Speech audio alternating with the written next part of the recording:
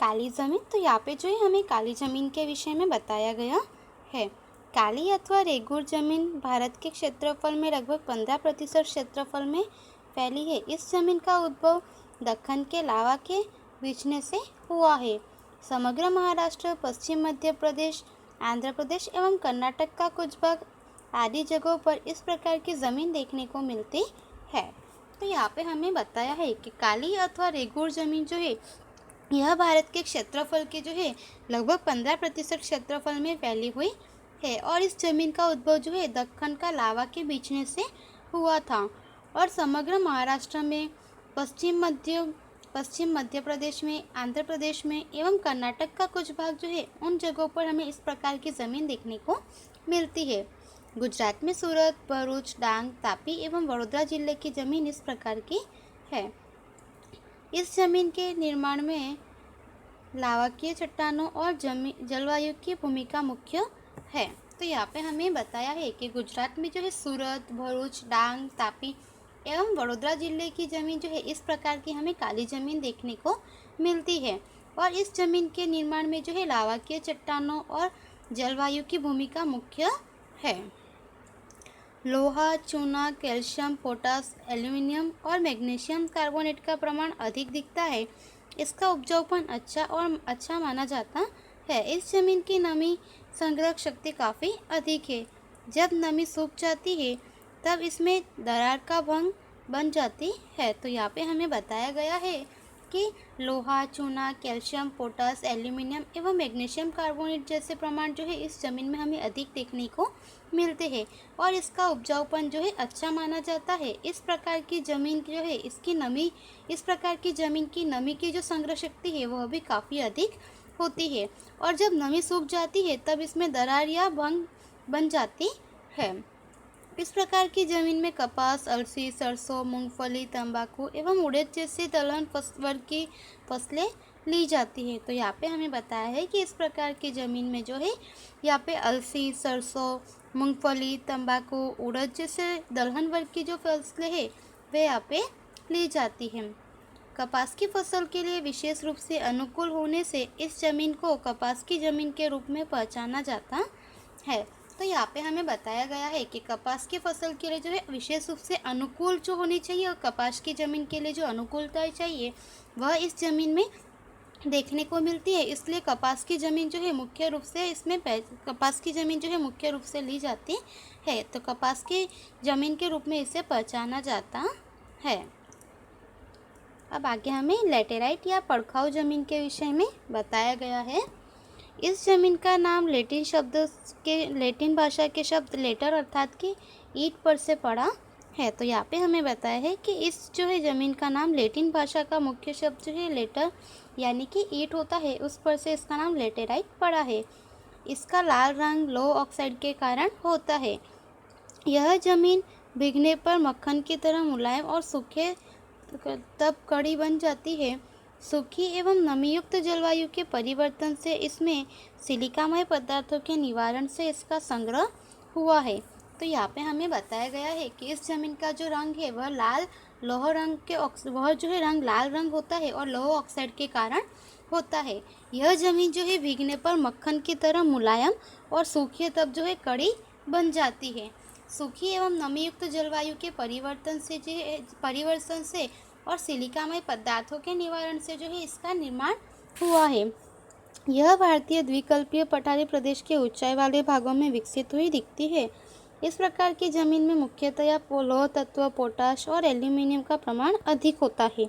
यह ज़मीन कम उपजाऊ होती है परंतु इसमें खाद डालकर कपास, धान, रागी, चाय, कॉफ़ी, काजू, गन्ना आदि की फसल ली जाती है।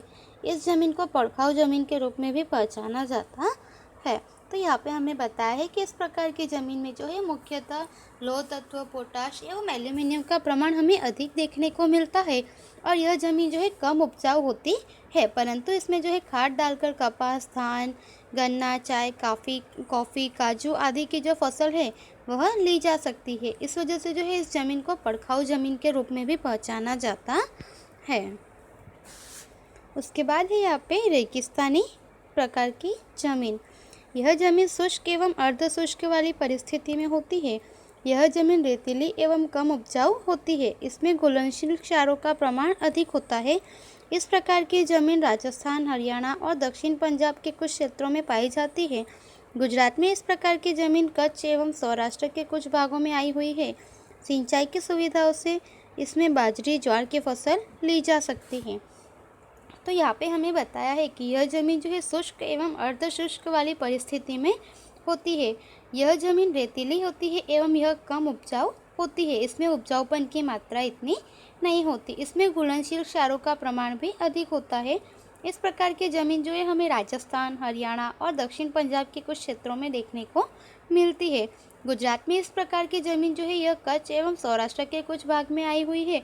सिंचाई की सुविधाओं से जो है इसमें बाजरी एवं ज्वार जैसी फसल ली जाती है। अब आगे हम इसमें पर्वतीय जमीन के विषय में जानेंगे। पर्वतीय जमीन, यह जमीन हिमालय की घाटियों एवं ढलानों के क्षेत्रों में 2700 मीटर से 3000 मीटर तक की ऊंचाई पर पाई जाती है। इसके स्तर पतले एवं अपरिपक्व होते हैं। तो यहाँ पे हमें बताया गया है कि यह जमीन जो है हिमालय की घाटियाँ एवं जो ढलान वाले क्षेत्र है उस क्षेत्रों में 2700 से 3000 मीटर ऊंचाई तक पर पाई जाती है और इसके स्तर जो है पतले एवं अपरिपक्व होते हैं। यह असम, दार्जिलिंग, उत्तराखंड, हिमाचल प्रदेश एवं कश्मीर में आई हुई है। हिमालय की सामान्य ऊंचाई के भागों में देवदार, चीड़ एवं पाइन के वृक्षों वाले क्षेत्रों में इस प्रकार की जमीन पाई जाती है। तो यहाँ पे हमें बताया गया है आगे कि इसके स्तर जो है पतले एवं अपरिपक्व होते हैं। इस जमीन का स्तर जो है अधिक कठोर नहीं होता। यह जो है असम, दार्जिलिंग, उत्तराखंड, हिमाचल प्रदेश एवं कश्मीर में आई हुई है और हिमालय की सामान्य ऊंचाई के भागों में जो है देवदार, चीड़ एवं पाइन के वृक्ष वाले क्षेत्रों में भी इस प्रकार की जमीन हमें देखने को मिलती है और इस प्रकार की जमीन पाई जाती है। उसके बाद यहाँ पे हमें बताया है जंगल प्रकार की जमीन। इस प्रकार की जमीन हिमालय के शंकुद्रुम वनों में 3000 मीटर से 3100 मीटर की ऊंचाई के बीच तथा सह्याद्री पूर्व घाटी एवं मध्य हिमालय के तराई वाले क्षेत्रों में है। वृक्षों के गिरे हुए पत्तों से भूसतह ढकी रहती है। तो यहाँ पे हमें बताया है कि यह जंगल प्रकार की जो जमीन है, इस प्रकार की जमीन हमें हिमालय के शंकुद्रुम जो वन होते हैं वहाँ पे 3000 मीटर से 3100 मीटर की ऊंचाई के बीच तथा सह्याद्री पूर्व घाट एवं मध्य हिमालय के तराई वाले क्षेत्रों में देखने को मिलती है। और वृक्षों के गिरे हुए जो पत्ते हैं उन पत्तों की वजह से यहाँ की जो भूमि सतह है वह पूरी तरह ढकी रहती है। ये पत्ते सड़ने से सेंद्रीय पदार्थों का प्रमाण बढ़ने से जमीन का ऊपरी स्तर काला बना हुआ होता है। ये जमीन के निचले स्तर की ओर जाने पर नीले या लाल रंग में बदलता है। इस जमीन में चाय, कॉफ़ी, गरम मसालों के उपरांत गेहूँ, मक्का, जौ, धान इत्यादि फसलें ली जाती है। यह जमीन अत्यधिक मर्यादित क्षेत्रों में है।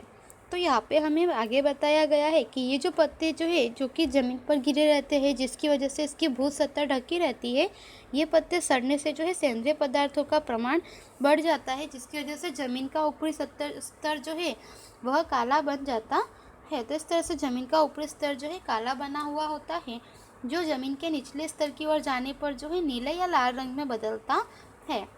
और इस प्रकार की ज़मीन में जो है चाय, कॉफ़ी, गरम मसालों इत्यादि की फसल ली जाती है और इसके उपरांत जो है गेहूँ, मक्का, जौ, धान इत्यादि की फसलें भी ली जाती है। और यह ज़मीन जो है हमें अत्यधिक मर्यादित क्षेत्रों में देखने को मिलती है। हमें अधिक क्षेत्रों में इस प्रकार की ज़मीन देखने को नहीं मिलती। अब दलदलीय या पीठ प्रकार की ज़मीन। इस प्रकार की ज़मीन नमी वाले क्षेत्रों में जैविक पदार्थों के संचय से विकसित होती है। वर्षा ऋतु में यह जमीन पानी में डूबी रहती है और पानी उतरने पर इसमें धान की कृषि की जाती है। तो यहाँ पे हमें बताया है कि इस प्रकार की ज़मीन जो है नमी वाले क्षेत्रों में जैविक पदार्थों के जो संचय होते हैं उन संचय से विकसित होती है। और वर्षा ऋतु में हमें जो है इस प्रकार की ज़मीन जो है यह पानी में डूबी रहती है और पानी उतरने पे जो है यहाँ पे धान की खेती की जाती है। इस जमीन में जैविक पदार्थों एवं क्षारों की बहुलता एवं फॉस्फेट एवं पोटास की कमी होती है। ऐसी जमीन उड़ीसा, पश्चिम बंगाल, तमिलनाडु के किनारे वाले भागों, उत्तर बिहार का मध्य भाग एवं उत्तराखंड के अल्मोड़ा जिले में पाई जाती है। इस जमीन का क्षेत्र मर्यादित है। तो यहाँ पे हमें बताया गया है कि इस जमीन में जो है जैविक पदार्थ एवं क्षारों की जो बहुलता तथा फॉस्फेट एवं पोटास जो है वह हमें बहुत ही कम मात्रा में देखने को मिलता है। इन सब की वहाँ पे कमी है। और ऐसी ज़मीन जो है हमें उड़ीसा, पश्चिम बंगाल, तमिलनाडु के किनारे वाले भागों में, उत्तर बिहार का मध्य भाग है एवं उत्तराखंड के अल्मोड़ा जिले में पाई जाती है। परंतु यह भी जो ज़मीन है यह मर्यादित क्षेत्रों में फैली हुई है। तो इस तरह से विद्यार्थी यहाँ पे जो है हमने ज़मीन के 8 प्रकार है उसके विषय में जो है सभी के विषय में संक्षेप में जानकारी प्राप्त की। उसके आगे है ज़मीन का कटाव, जो हम अगले वीडियो में जानेंगे। धन्यवाद।